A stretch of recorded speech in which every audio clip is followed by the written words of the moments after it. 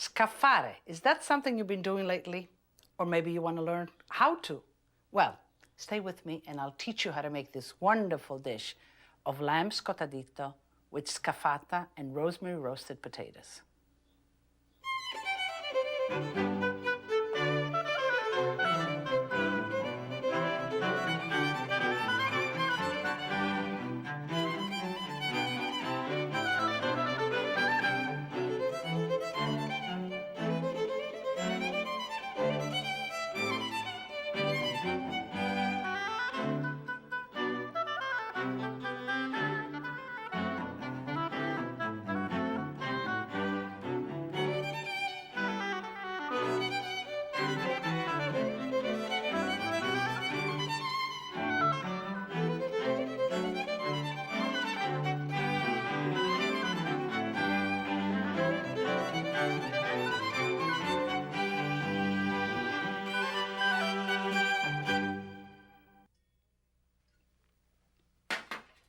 Buongiorno, benvenuti. Welcome to Primavera in Cucina. Springtime in my kitchen. I just love springtime. I love the change of season, but especially springtime. And I love all the new products that I have to play with, that I have to cook. And today the whole meal is the product of spring. We're gonna do some lamb scottadito.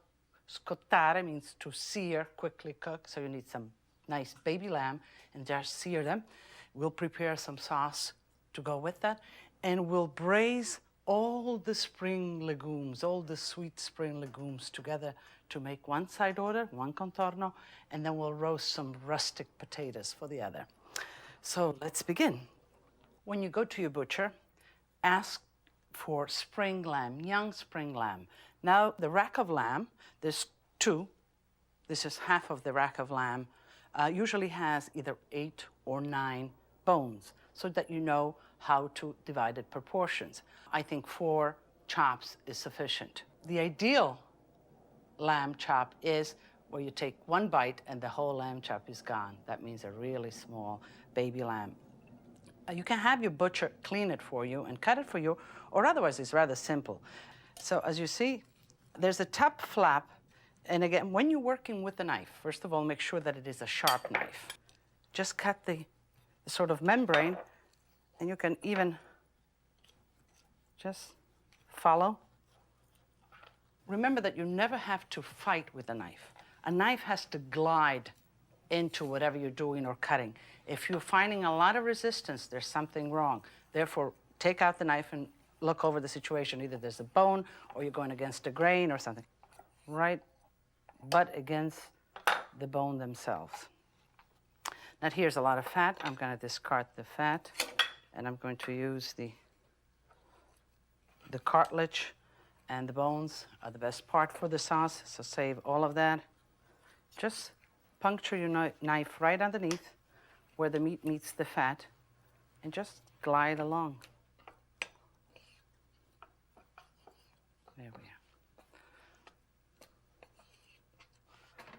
This is going to be the basis for our sauce. I'm going to just lightly flour that. A little bit of oil, salt, fresh pepper. Toss it.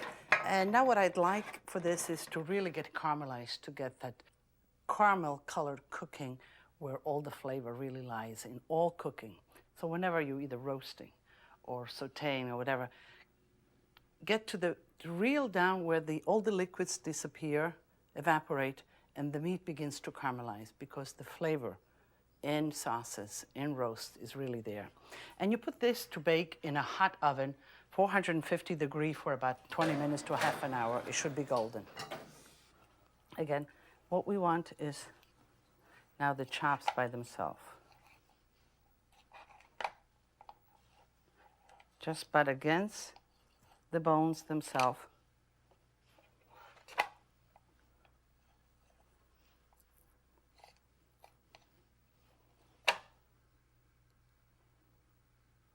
Just the fat. There's a little membrane here. Don't clean it completely. That's what holds your chop together. And actually, when you sear it, it will caramelize. Now we want to French these also. To French means to clean completely the bone, clear of any meat. So when you cook it, you don't have these little particles of meat on it. And you just go under the skin. You can do it as a whole, or you can do it individually. And you pick up a piece of the skin. Again, here you need something to hold the lamb and what you're pulling because it is slippery.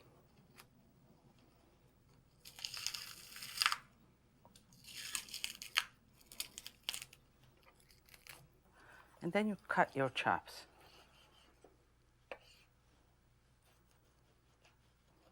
Okay. When you're at this point, again, we want to clean all of this. Then it's just the work of actually scraping it off. And you take one side at a time. Never work with the knife towards you. Always the knife away from you. And yes, leave the bone long. It's quite impressive when you serve it. So this is ultimately how your chops should all look.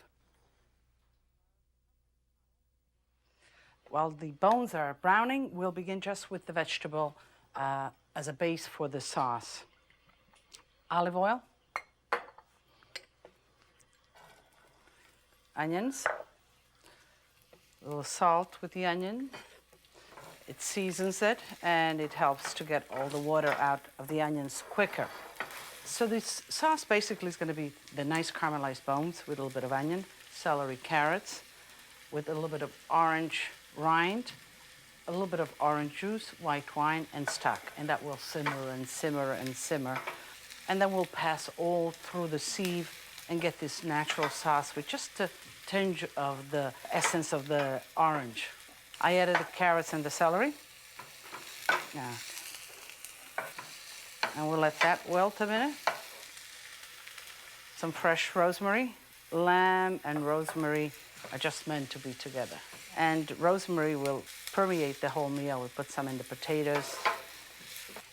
I think that this is just about ready. Let's pull out the lamb bones.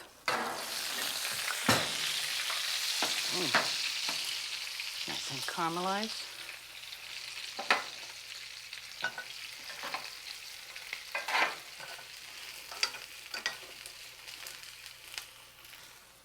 This will deglaze it with a little bit of white wine.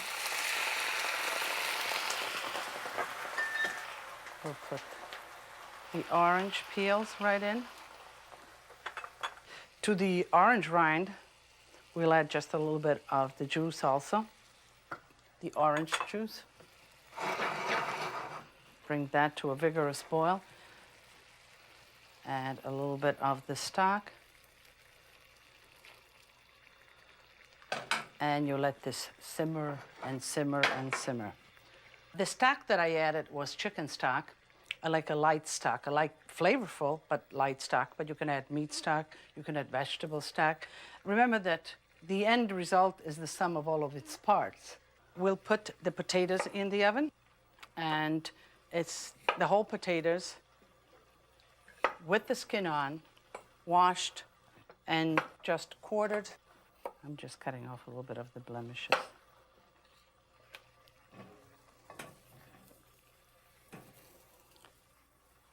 Salt, a bit of olive oil. Just toss them. Some fresh rosemary. Just peel the leaves off, throw it right in. I like a nice cast iron skillet. It really collects a lot of intense heat. It sort of browns everything and browns it quickly all the sides. And we'll put this in the oven while we continue to make the scaffata. Let me add a little bit of olive oil. So scaffare is to sort of open. It's a dialect word in the Roman dialect, and it is to open. And spring certainly is a season to scaffare all kinds of legumes, peas, fava beans.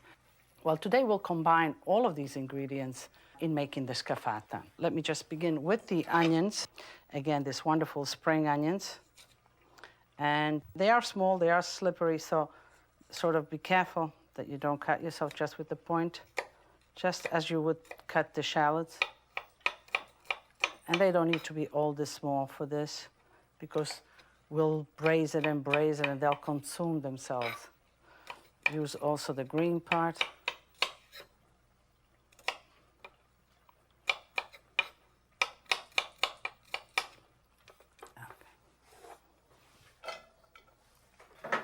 So we have the spring onion. Here I have some scallions.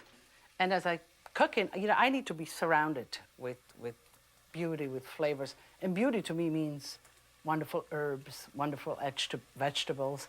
And yes, I follow a recipe, but I love the spontaneity that when I see something, I say, this is what I want to put in here. And I see this just some wonderful thyme here. I'm going to use some of that. And then I see some mint here. I'm going to use some of the mint. Let me get this.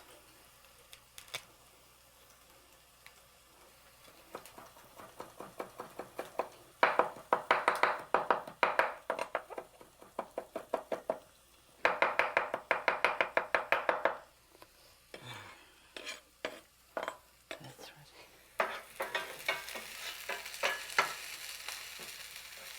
When the onions begin to be wilted, we add raw peas. These are shelled raw peas, sweet. And these are favas. In order to get favas like these are the raw fava, the pod.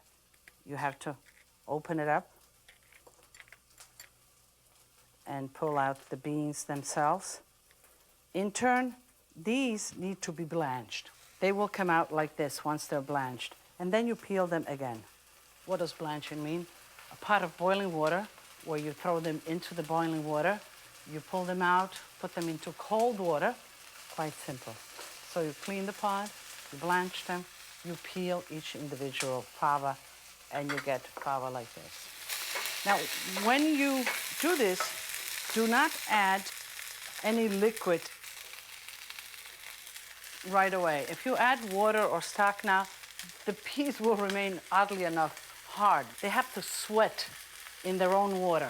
So we'll add all of the ingredients, put the lid on, lower the flame, and let them really sweat it out, like I am here. Let's add a little bit of peperoncino. This is a spicy contorno. In Rome, they use a lot of peperoncino. Peperoncino is a wonderful spice because it adds zest, but not a lot of overpowering flavors or whatever. So when you want a little zest in your food, use the crushed pepper.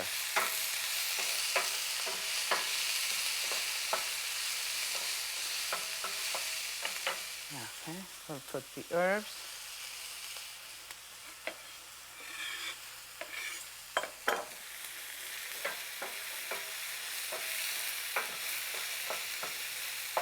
Let me just check the sauce here.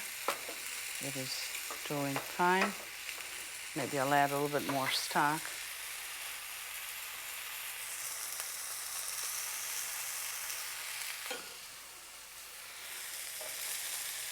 I'll add the fava beans.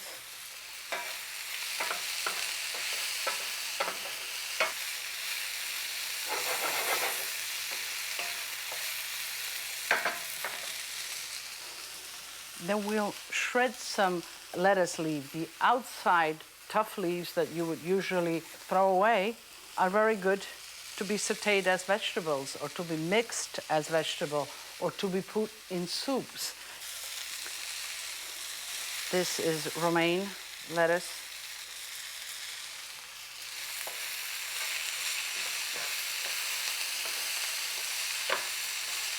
Okay. Let me add a few garlic cloves, whole cloves. Let me crush them. I love garlic, but it does stay with me. So I crush it, I put it in. This way, when I'm finished, I can see it and I remove it. And I get all the flavor, but not the remaining pieces in my mouth. Okay. Now this we'll cover. We'll lower the flame. And you come back to it regular to mix it, but you let it sweat in its own water until all is consumed. By the time you're finished, the peas have let all their water out and they really have shrunk, but they're so sweet. The vegetables have changed their color. It's sort of a sage green rather than a bright green, but the flavor is incredible. Well, we are just about ready for our final step and our pranzo di primavera. The scaffata is almost done.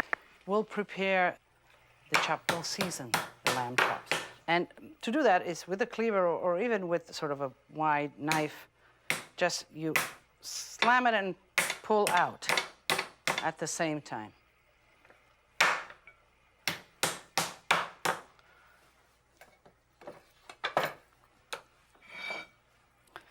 Season them, and whenever you cook or grill or sear meat, it needs certainly to be seasoned before it goes on the heat. Salt, a little fresh pepper, some rosemary again, just a few leaves, and a little bit of olive oil, because ultimately in the cast iron pan we will not put any olive oil. You know, there's a lot of talk about the Mediterranean diet and it being healthy and the products and the oil and the legumes. But in my 25 years of having restaurants, there's one major difference that I see that really has not been addressed, and that is the quantity of proteins. The ratio of proteins on a plate versus the contorno, versus the vegetables. In Italy, when you have a meal, you have antipasto, and a little bit of it, but very diversified. And cured meats, marinated vegetables, legumes. Then you have a pasta course, or a minestra course, as it's called. A minestra course in Italian means pasta or soup. But then you have a pasta course and a little bit of that. Not a mega plate, just a little bit. And again, a lot of flavor, intensity. Your senses are really going. And then the main course comes. The main course comes, and you look at the plate, and usually what you will find is about 1/3 of proteins and 2/3 of contorni. Here, when I serve, and I guess it's the way restaurants have been serving, or the way the culture is eating, that there needs to be 2/3 protein versus 1/3 of the contorno.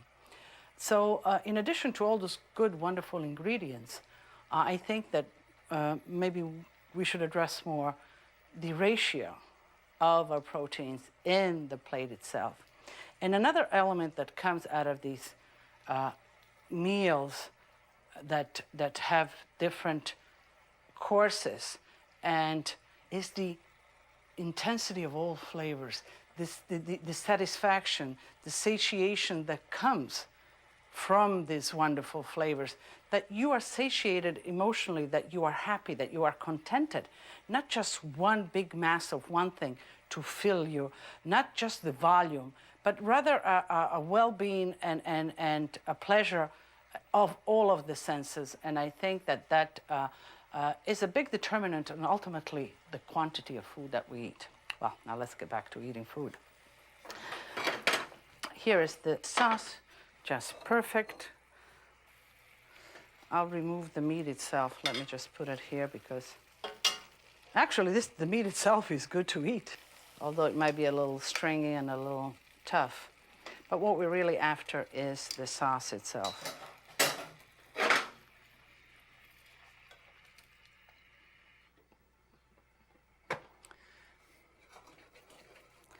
And again, we want to squeeze out all of the carrots, as much of the celery, all of that into our sauce.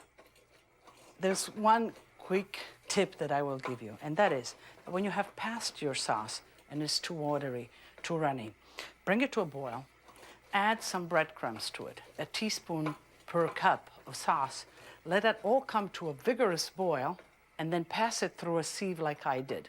The bread is a starch, but it's a cooked starch rather than throwing in raw flour or starch itself. You don't have that starchiness on your palate. We'll take our potatoes out of the oven. They look wonderful, don't they? You should smell them. Just pure rosemary. Take the potatoes, you just sort of crack them a little bit. Now you can do this, they're hot, but you can handle them. Just crack them a little bit. I want a little bit of the flavor to go right in there.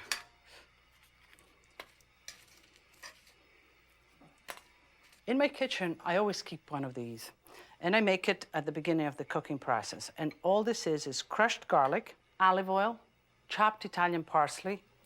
I add a little bit of salt, a little bit of fresh pepper, and I use this as dressing. And in this case, I'll use this for the potatoes themselves. Just a little bit. Let me catch some of those garlic, because while the potatoes are still warm, they're gonna impart the garlic flavor to the potato. And then I just toss it. Okay, so that's ready. We'll keep it warm. We are left to sear the meat. If you really want it hot, this really cooks very quickly. Again, it's called scottadita di agnello. Scottadita, scottare means to sear.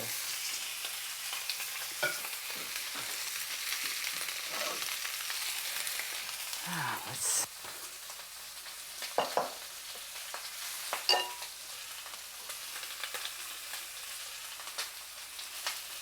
Three potatoes, is that enough? Well, let me make an abundant. Okay. Let's flip them over.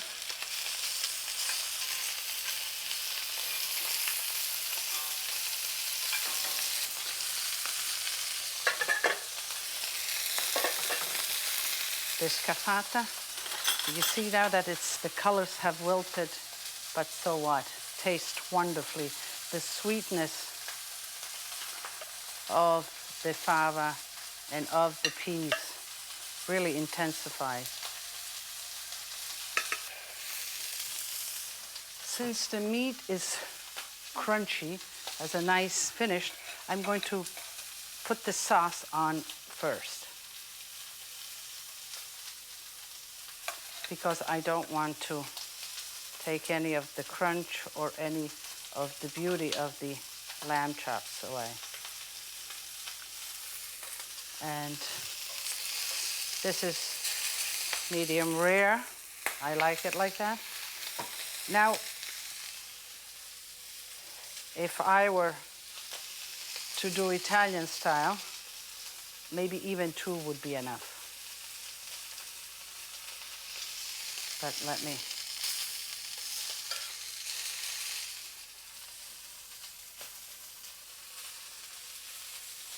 I want it to come up high. Okay. Let me take these 2 out.